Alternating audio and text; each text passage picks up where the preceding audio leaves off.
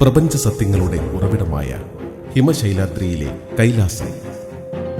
മഹാമേരു പർവ്വതത്തിന്റെ മൂർത്തഭാവമായ കൈലാസം പാതാളം മുതൽ സ്വർഗം വരെ 14 ലോകങ്ങളിലുമായി ഉയർന്നു നിൽക്കുന്നു. താമരയില പോലെ 6 പർവ്വതങ്ങളുടെ നടുവിലായി വിരാജിക്കുന്ന കൈലാസം പൊൻതിങ്കൾ കലചൂടുന്ന സംഹാരമൂർത്തിയായ ശ്രീ പരമേശ്വരന്റെ വാസസ്ഥാനമാണ്. ഒരു ദിവസം പാർവതി പരമേശ്വരന്മാർ കൈലാസത്തിൽ സല്ലപിച്ചിരിക്കുമ്പോൾ കഠിന തപസ്സുകൊണ്ട് ബ്രഹ്മദേവനിൽ നിന്ന് അജയ്യനാവാനുള്ള വരപ്രാപ്തി നേടിയ രാക്ഷസ രാജാവായ രാവണൻ കൈലാസത്തിൽ എത്തുന്നു. കൈലാസത്തിലേക്കുള്ള പടവുകൾ കയറാനൊരുങ്ങിയ രാവണന്റെ മാർഗം ശ്രീ പരമേശ്വരന്റെ വാഹനമായ നന്ദികേശൻ തടയുന്നു. ഇതിൽ കുപിതനായ ലങ്കാപതി രാവണൻ നന്ദികേശനെയും സ്വാമിയായ ശ്രീ പരമേശ്വരനെയും കൈലാസ ശൃംഗത്തെയും പിഴുതെറിയുമെന്ന് പറഞ്ഞ് തട്ടഹസിച്ച് കൈലാസം അടർത്തിയെടുക്കാൻ ശ്രമിക്കുന്നു.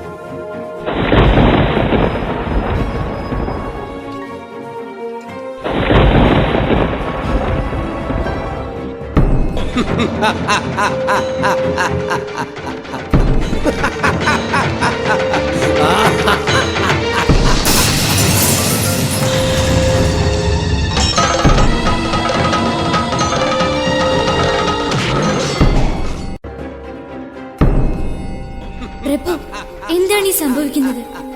അചഞ്ചലമായ ഈ കൈലാസശൈലം കുലുങ്ങുകയാണല്ലോ.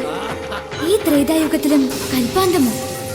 പരിഭ്രമിക്കേണ്ട പാർവതി, എന്തെല്ലാം മായാവൈഭവങ്ങൾ ഈ വിശ്വത്തിൽ സംഭവിക്കുന്നു. ഇനിയും അത് തുടർന്നുകൊണ്ടേയിരിക്കും. അപ്പോൾ ഇതും അങ്ങയുടെ മായയാണോ ഭഗവാനെ? അല്ല ദേവി, ഇത് ദശമുഖനായ ലങ്കാപതി രാവണന്റെ വരപ്രാപ്തിയിലുള്ള അഹങ്കാരത്തിന്റെ മൂർധന്യ ഭാവമാണ്.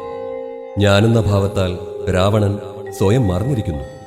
അപ്പോൾ ഈ അഹന്തയ്ക്കുള്ള ശിക്ഷ? ഇത് കണ്ടോളൂ പ്രിയേ.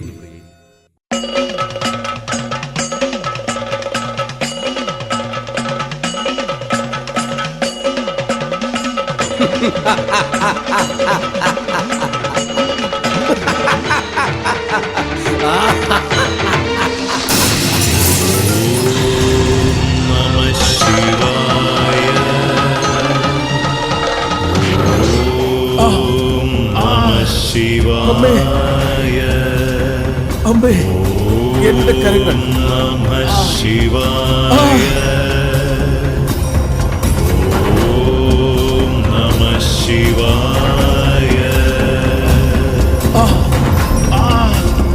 അമ്മേ,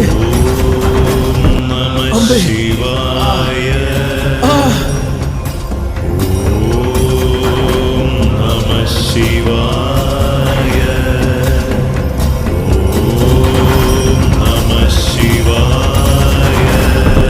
രാവണ, ഭഗവാനെ, ഭക്തവത്സല, ശ്രീ പരമേശ്വര, അടിയന്റെ അഹങ്കാരം സർവം പൊറുക്കേണമേ. അങ്ങയുടെ വരപ്രാപ്തിയാൽ എന്റെ ഉൾക്കണ്ണിൻ തിമിരവാരണം സാധിച്ചിരിക്കുന്നു.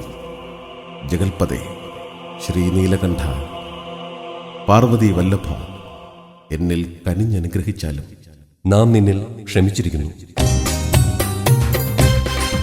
കലയുടെ കേദാരഭൂമിയായ കേരളത്തിന്റെ അനുഗ്രഹീത കലാകാരൻ, ശില്പകലാരത്നം, ആർട്ടിസ്റ്റ് പെരുമൺ A.T. ബിജുകുമാർ അണിയിച്ചൊരുക്കിയ കരവിരുതിന്റെ കമനീയ ശില്പചാതുര്യം, കൈലാസോദ്ധാരണം